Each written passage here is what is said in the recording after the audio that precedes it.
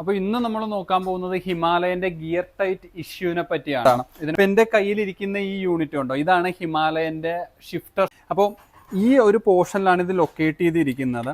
അപ്പോൾ ഈ ഒരു സ്പ്രിങ്ങിന്റെ ടെൻഷനിൽ വരുന്ന വ്യത്യാസം അല്ലെങ്കിൽ ഇതിനുണ്ടാകുന്ന ഡിസ്ലൊക്കേഷൻ നമുക്ക് ഗിയർ ടൈറ്റിന് കാരണമാവും. അത് മെയിനായിട്ട് വരുന്നത് 4th നിന്ന് 5th അല്ലെങ്കിൽ 5th നിന്ന് 4th ആയിരിക്കും ഈ സ്പ്രിങ് എഫക്റ്റ് ചെയ്യുന്നത്. ഇനി മറ്റൊരു കാര്യം കൂടിയുണ്ട്, അതും കാണിച്ചു തരാം. സോ ഈ കാണുന്നതാണ് സ്റ്റാർ ഇൻഡെക്സ് എന്ന് പറയുന്ന ഒരു യൂണിറ്റ് ആണ്. ഇത് ഷിഫ്റ്റഡ് ഡ്രം മസിൽ കണക്റ്റഡ് ആണ്. സോ ഈ യൂണിറ്റിന് എന്തെങ്കിലും ഡാമേജ്, അതല്ലെങ്കിൽ ഇതിൻ്റെ ഈ ലിങ്കിന് എന്തെങ്കിലും പ്രശ്നം, അതല്ല ഈ സ്പ്രിങ്ങിൻ്റെ ടെൻഷനിൽ വരുന്ന വ്യത്യാസം, ഇതാണ് നമുക്ക് 2nd നിന്ന് 3rd അല്ലെങ്കിൽ 3rd നിന്ന് 2nd വരുന്ന ഗിയർ ടൈറ്റിന് മെയിൻ കാരണം. ഈ യൂണിറ്റ് രണ്ടുമായിരിക്കും.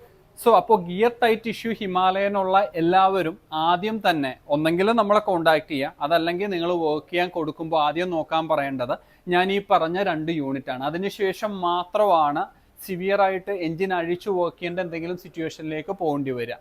അപ്പോൾ ഇത് നോട്ടീസ് ചെയ്ത് വെക്കാൻ.